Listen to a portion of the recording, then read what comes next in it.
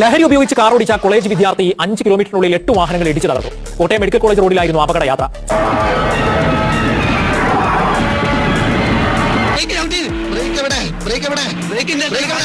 CMS college വിദ്യാർത്ഥി Jubin ജേക്കബിനെ police കസ്റ്റഡിയിലെടുത്തു.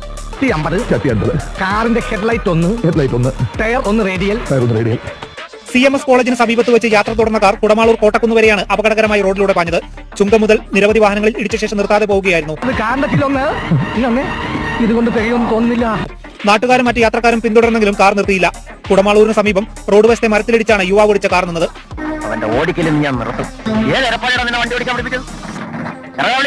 CMS college വിദ്യാർത്ഥി പള്ളിക്കത്തോട് സ്വദേശി ജുബിൻ ജേക്കബാണ് കാർ ഓടിച്ചത്.